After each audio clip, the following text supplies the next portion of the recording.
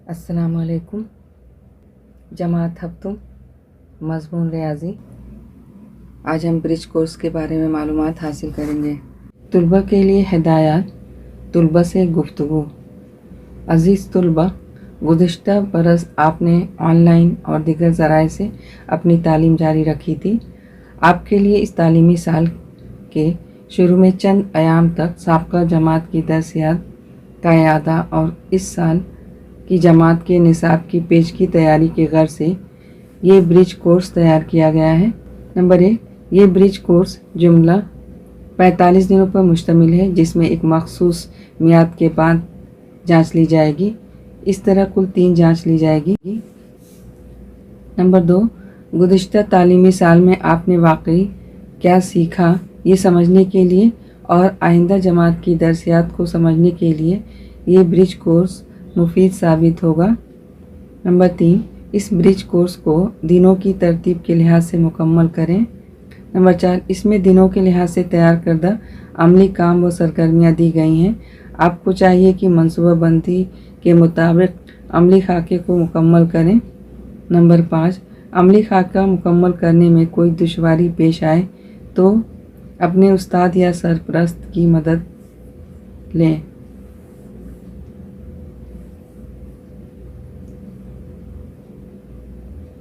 Number 6, अमली खाका के मवाद को बेहतर तौर पर समझने के लिए वीडियो लिंक दी गई है, इसका इस्तेमाल करके तस्वुरात को समझ लें।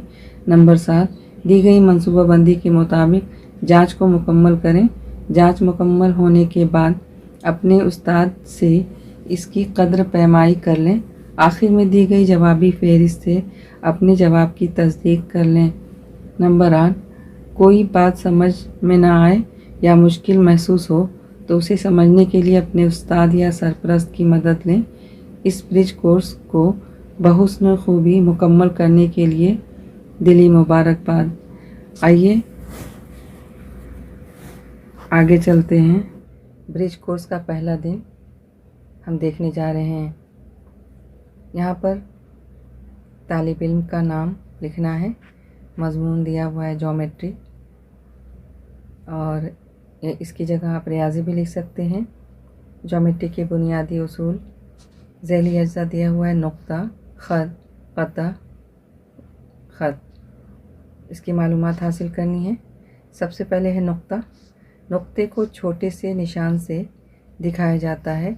नुक्ते के नाम लिखते वक्त अंग्रेज़ी के बड़े हरूफ का इस्तेमाल करते हैं, जैसे नुक्ता पी। नुक्ता ऐसा लगाया जाता है।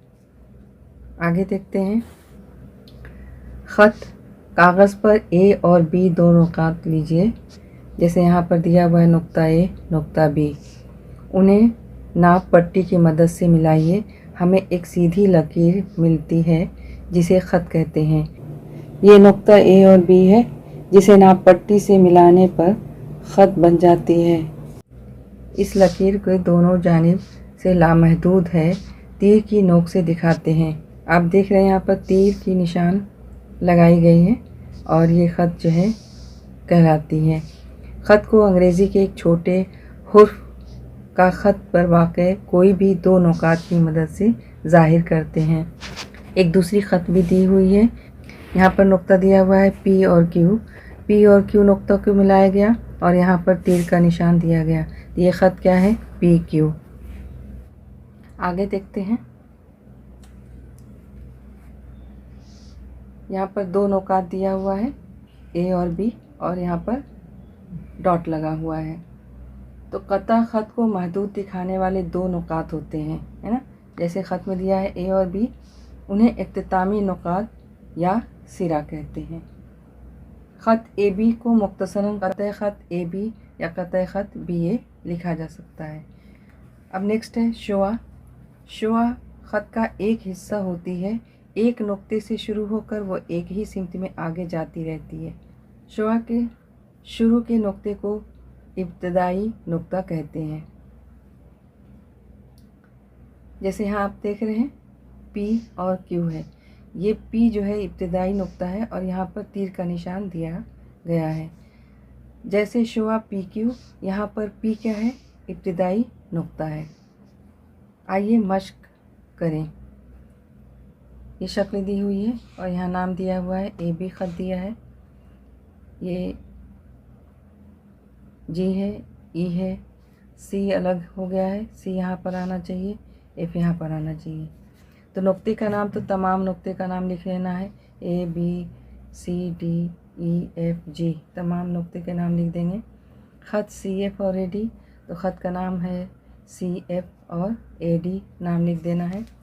कता ख़त, ख़त एफ जी, तो ये आप देख रहे हैं यहाँ पर ये एफ़ होगा तो एफ जी कता ख़त हो गया। और उसमें जो है ख़त डी जी, तो ये डी है और यहाँ पर जी आना चाहिए, तो ये डी जी हो गया। उसके बाद है डी ई, तो ये डी है और ये ई है, ये भी कता ख़त है।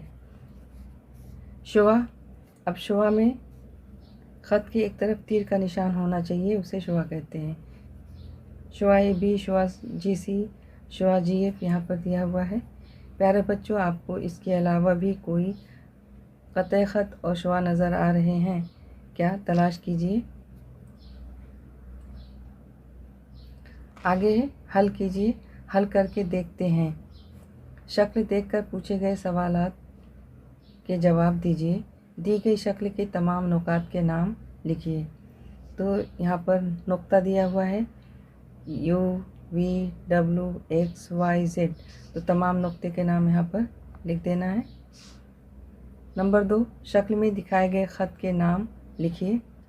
तो ख़त के नाम यहाँ पर ख़त यू डब्ल्यू और दूसरी ख़त है एक्स जेड, यहाँ पर ख़त यू डब्ल्यू एक्स जेड लिख देना है। तीसरा है शक्ल में दिए हुए क़तए ख़त के नाम लिखिए। क़तअ ख़त जो एक ख़त से लिया गया हिस्सा हो, जैसे यहाँ पर क़तअ यू वी, क़तअ वी डब्ल्यू, क़तअ एक्स वाई, क़तअ वाई जेड, यहाँ पर सबके नाम लिख देना है। नंबर 4, डैश शुआओं के नाम लिखिए। तो यहाँ पर जितनी शुआएँ हैं उसका नाम लिखना है। तो शुआ कौन कौन सी बन रही है, यहाँ पर आप देख रहे हैं एक तरफ तीर का निशान है, ये दो तरफ तीर का निशान है, ये दोनों नहीं आएगा, यहाँ से आएगा। शुआ एक्स यू, शुआ वाई वी, शुआ जेड डब्ल्यू, ये यहाँ पर नाम लिख देना है। ये मेरी समझ में आ गया। नुक्ता, ख़त, क़तए ख़त और शुआ, उनका फ़र्क मुझे समझ में आ गया, उनके नाम पढ़ना और लिखना आ गया।